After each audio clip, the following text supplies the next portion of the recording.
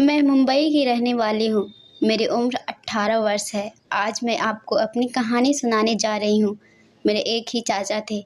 मम्मी-पापा की मौत के बाद चाचा मुझे अपने साथ सऊदी अरब ले गए। मैं अपने मम्मी-पापा के जाने के दुःख में कमज़ोर होती जा रही थी। मेरे चाचा हर रात मेरे सर में मालिश करते, जिससे फ़ौरन मुझे नींद आ जाती थी। वह कहते कि ऐसा करने से आदमी सेहतमंद और टेंशन फ्री रहता है। दिन-ब-दिन मेरे शरीर में अजीब से बदलाव होने लगे थे। एक बार मैंने तेल बदल दिया, फिर रात को तो मेरे होश ही उड़ गए क्योंकि मेरे चाचा मेरे साथ। मेरे माँ-पापा मुझे छोड़कर चले गए थे। उनकी एक सड़क दुर्घटना में मौत हो गई थी। मेरा कोई भाई या बहन नहीं था, इसीलिए मेरे चाचा ने मेरी ज़िम्मेदारी ले ली थी। जब से मेरे मम्मी-पापा चले गए तब से चाचा ही मेरा ख़्याल रख रहे थे। मेरे चाचा मुझे सऊदी अरब घुमाने लेकर आए थे। मैं अपने गांव में दिन पर दिन कमज़ोर होती जा रही थी। मेरे चाचा को मेरी बहुत चिंता होती थी, इसीलिए वह मुझे यहाँ से लेकर आए ताकि मेरा मन कुछ अच्छा हो सके। मुझे तो आने का बिल्कुल भी मन नहीं कर रहा था, पर चाचा के कहने पर आ गई। लेकिन यहाँ आकर सच में मुझे थोड़ा बेहतर महसूस हुआ था। इतनी रात के समय में यहाँ पे बहुत हलचल थी। चाचा ने मुझे एक मोबाइल भी लेकर दिया था। मैं इस फ़ोन से तस्वीर ले रही थी कि तभी चाचा ने कहा, तुम यहाँ तस्वीर ले लो, मुझे एक काम है।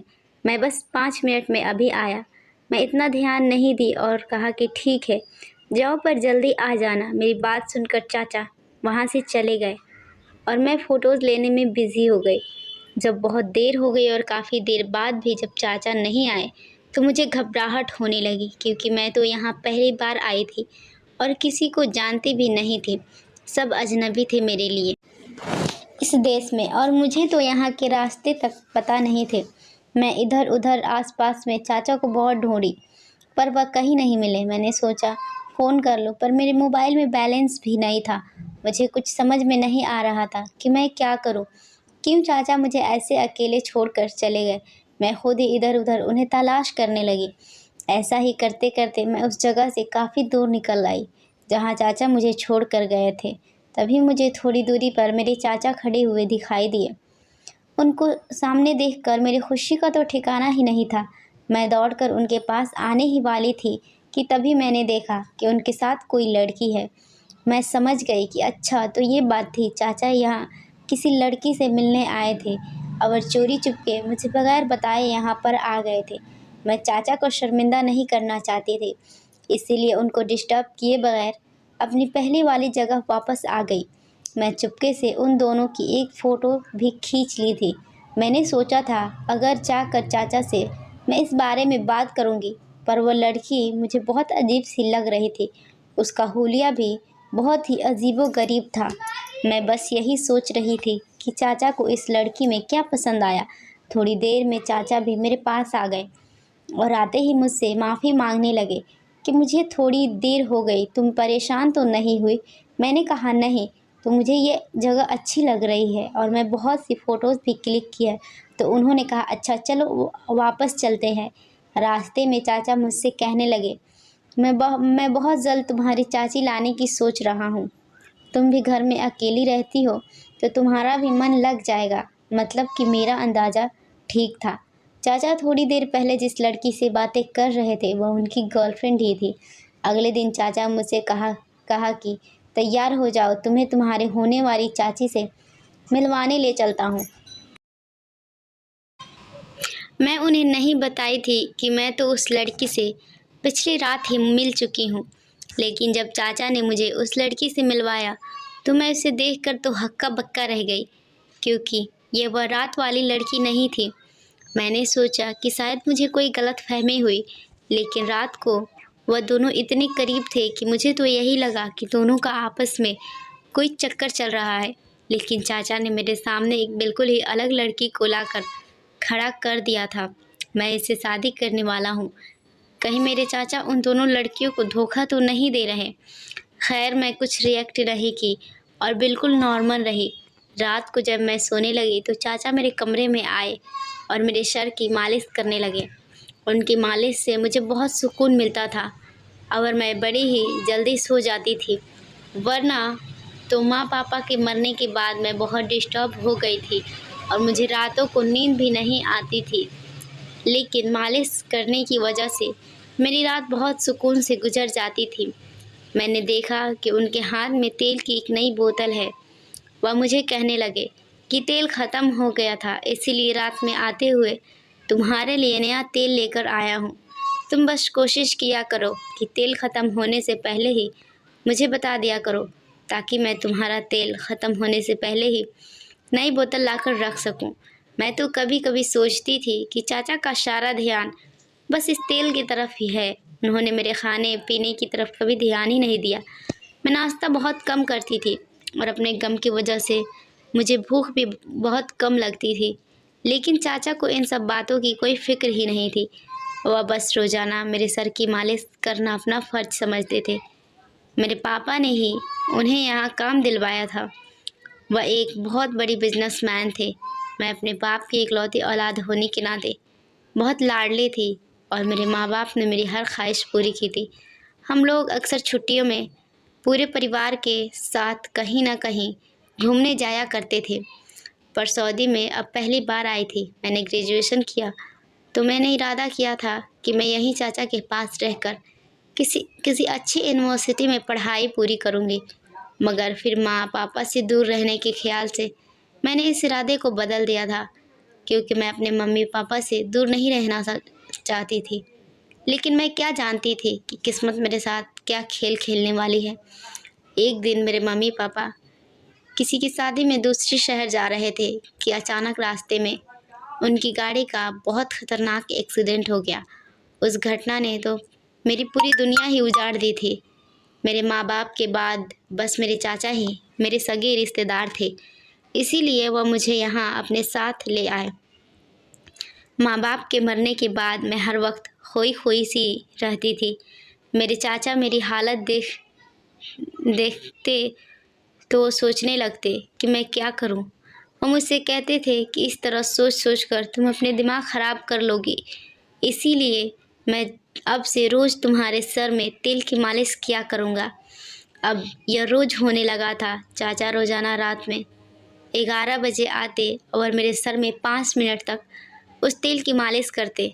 मैंने एक दिन चाचा से कहा कि आज मेरा तेल मालिश का मन बिल्कुल भी नहीं है, तो वह चौंक गए और कहने लगे, क्या बात है, तुम तो परेशान लग रही हो। अब मैं अपने चाचा को क्या बताती कि क्यों परेशान हूँ। असल में मुझे कुछ अलग अलग सा लग रहा था कि जब से मैंने ये तेल लगाना शुरू किया था, मेरे जिस्म में कुछ ख़ास किस्म का बदलाव महसूस होने लगा था। मुझे हर वक्त नशा सा होने लगा था। पहले ऐसा कुछ भी नहीं था और मुझे यही शक था कि शायद ये तेल मुझे सूट नहीं कर रहा है। लेकिन मैं अपने मुंह से चाचा को यह सब कैसे बताती, इसीलिए मैंने बहाना बना दिया।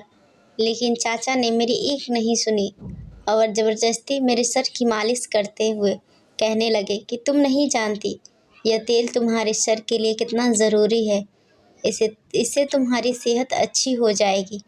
मैं चुप रह गई। चाचा सर की मालिश करके चले गए तो उनके जाते ही कुछ देर बाद मुझे नींद आ गई। आज ऐसा लग रहा था जैसे मेरा जिस्म टूट रहा है।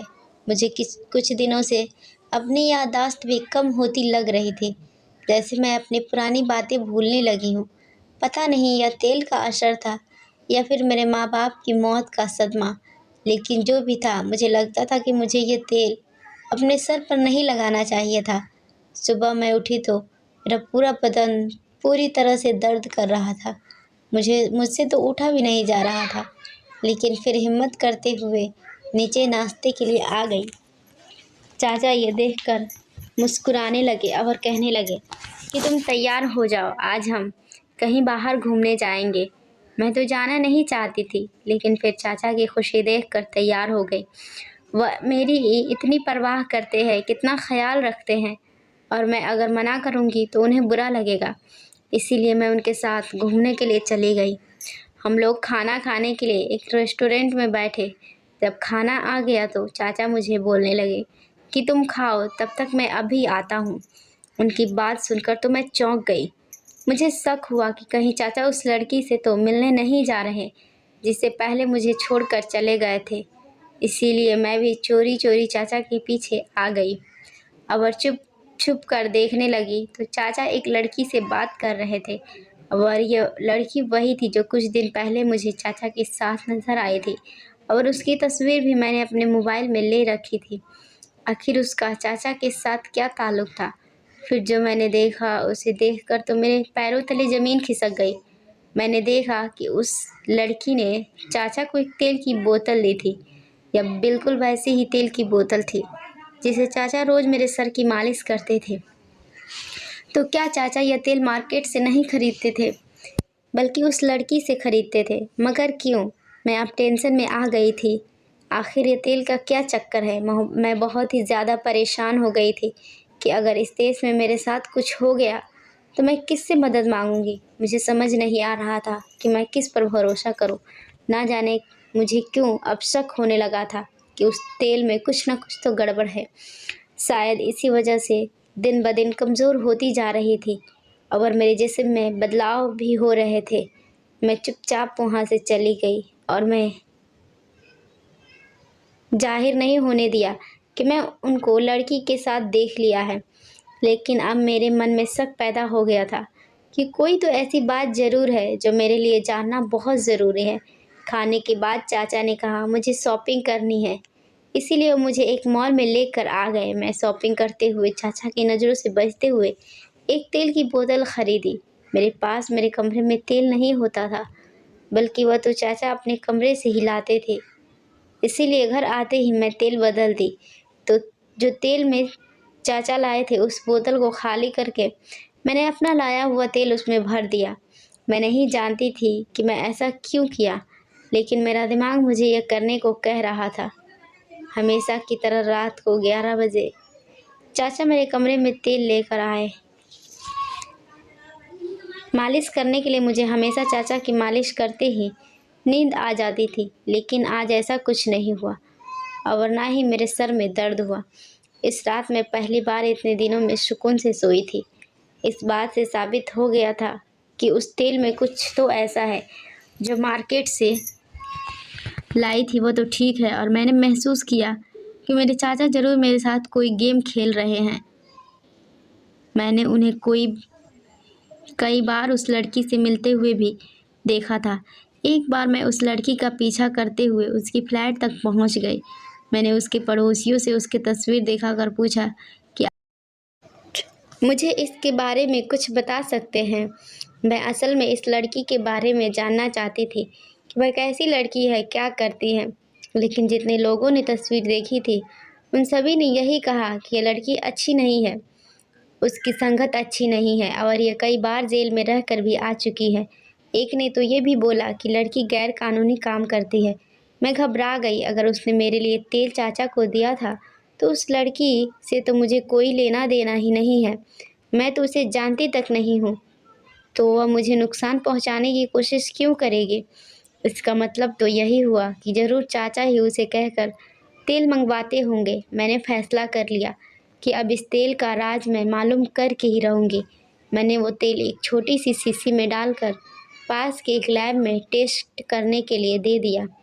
मैं जानना चाहती थी कि उस तेल में ऐसा क्या है, ऐसा क्या ख़ास बात है कि जो मेरे लिए नुकसानदेह है।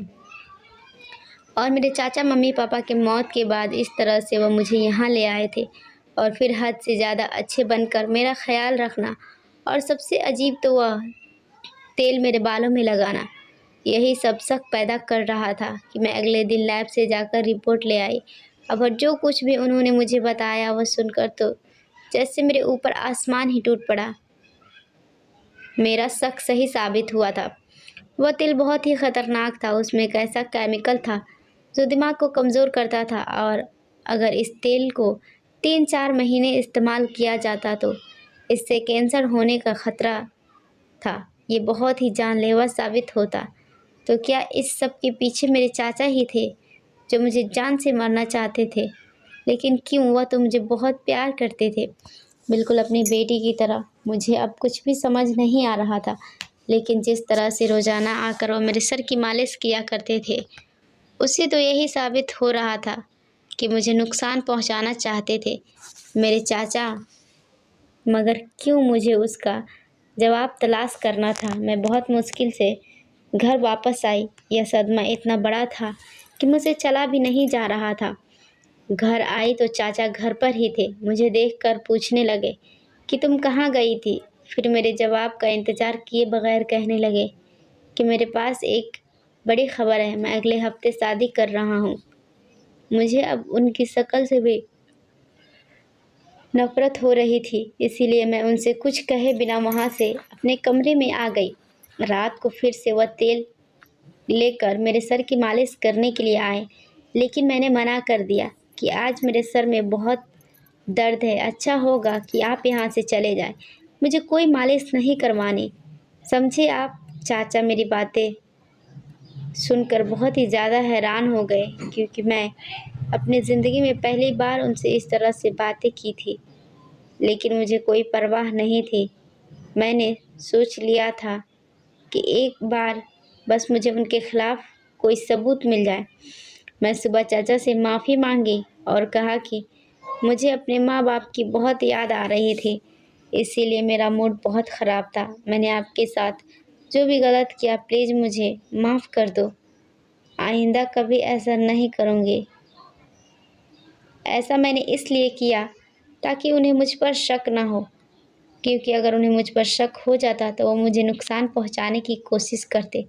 तो मैं किससे मदद मांगती। यहाँ तो मेरा अपना कोई नहीं था चाचा के अलावा, और वही मेरा बुरा चाहते थे, कहीं वो मुझे जान से ही न मार दे। इसीलिए मुझे यही ठीक लगा कि चाचा मुझसे कहने लगे, चलो आज तुम अपनी चाची के साथ शॉपिंग कर लेना। मैं उनके साथ शॉपिंग के लिए चली गई।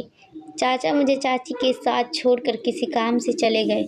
वह तो मुझे बहुत ही घमंडी लग रही थी और मुझसे कहने लगी कि तुम अपनी मर्ज़ी की शॉपिंग कर लो, मुझे अभी और जगह भी शॉपिंग करनी है, मैं वहाँ जा रही हूँ। उसके बाद ज्वेलरी वाली शॉप पर आ जाना। उनको मेरे साथ शॉपिंग करने में कोई दिलचस्पी नहीं थी। पता नहीं चाचा ने इस लड़की को क्यों पसंद किया। मेरा भी मन शॉपिंग का नहीं था, इसीलिए मैं थोड़ी देर बाद इधर उधर घूमने के बाद मॉल में बनी कैफ़े में चली गई। मैं वहाँ बैठकर ऑर्डर दे ही रही थी कि मैंने देखा मेरी होने वाली चाची एक लड़की के साथ बात कर रही थी। उन लोगों को मेरी शक्ल ना दिखाई दे, इसीलिए मैंने अपने बाल को खोल लिए, अपने चेहरे को ढक लिया। मैं अब उन लोगों की बातें सुन सकती थी। मोबाइल की रिकॉर्डिंग भी ऑन कर दी। वह कह रही थी कि काम हो गया तो मैं तुम्हें और दूंगी। अब ये बताओ कि तुम्हें पता है ना कि उस लड़की के बाद किसको रास्ते से हटाना है। तो वह लड़की बोली, हाँ हाँ याद है, तुम परेशान ना हो, सब अच्छे से हो जाएगा। उन दोनों की बातें मैं समझ नहीं पा रही थी कि ये लोग किसके बारे में बात कर रही थी। उनकी बातों से तो ये लग रहा था कि वह दोनों किसी गलत काम की प्लानिंग कर रही थी। कुछ देर बाद वह लड़की उठकर जाने लगी तो चाचा की मंगेतर कहने लगी, अरे तुम यह तो लेना भूल ही गई। उसने एक तेल की बोतल अपने बैग से निकाली और उस लड़की को दे दी। वह लड़की हंसते हुए उसे लेकर वहाँ से चली गई। यह देखकर तो मैं एकदम चौंक गई थी, क्योंकि यह वही तेल की शीशी थी जिसे चाचा मेरे सर की मालिश करते थे। मुझे अब सब कुछ समझ में आने लगा था। उनकी अजीब बातें अब जाकर मुझे समझ में आई थी। ये सब सुनने के बाद मैं तुरंत घर आ गई और चाचा को फ़ोन करके बुला लिया। जब चाचा आए तो मैंने कहा, अपने मंगेतर को यहाँ पर बुलाइए, मुझे ज़रूरी बात करनी है उससे और आपसे भी। यह सब सुनकर चाचा थोड़े हैरान हुए थे, लेकिन उन्होंने वैसा ही किया जैसा मैंने कहा था, क्योंकि वह मेरा चेहरा देखकर समझ गए थे कि कोई सीरियस बात है। जब वो आ गई तो मैं उनकी मंगेतर को देखते हुए चाचा से पूछी, क्या आपको इस तेल की मालिश मेरे सर में करने का सुझाव किसने दिया था। चाचा ने अपनी मंगेतर की तरफ इशारा करके कहने लगे कि मैं जब इसे बताया कि तुम हर वक्त अपने माँ बाप की याद करके परेशान होती रहती हो, तो इसने मुझे सुझाव दिया था। एक ख़ास किस्म का तेल आता है, इसे लगाने से धीरे धीरे पुरानी यादें दिमाग से चली जाती हैं।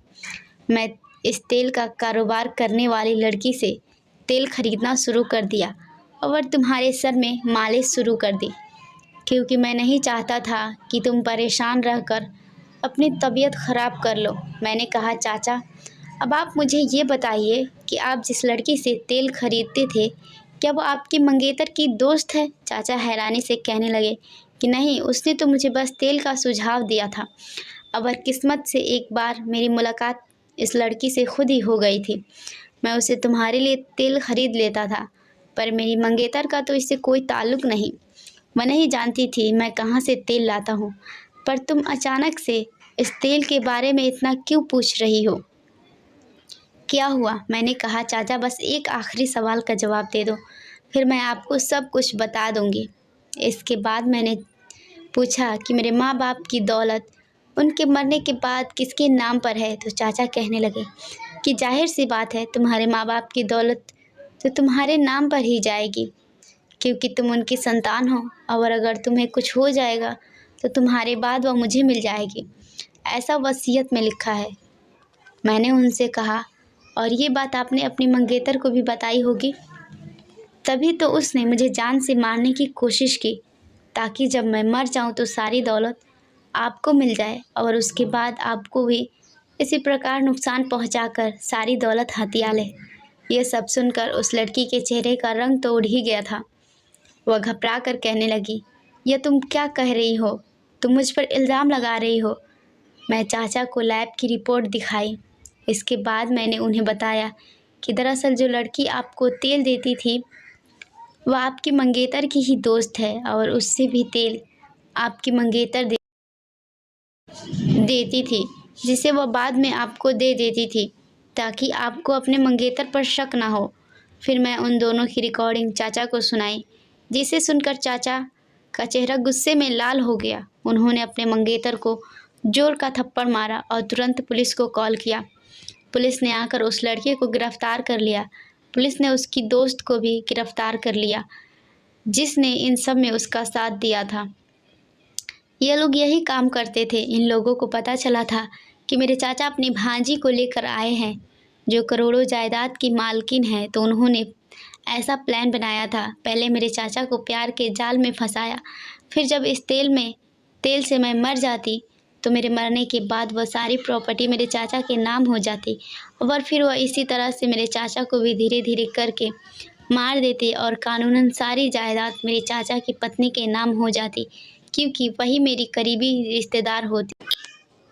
मुझे उम्मीद है ये कहानी आपको पसंद आई होगी। अगर नए हैं तो कृपया हमारे चैनल को सब्सक्राइब करके हमें सपोर्ट करें और बेल आइकन को प्रेस कर दें, ताकि वीडियो की पहली नोटिफिकेशन आप तक पहले पहुंचे। और वीडियो पर लाइक, कमेंट, शेयर करना ना भूलें। वीडियो को पूरा देखने के लिए थैंक्स।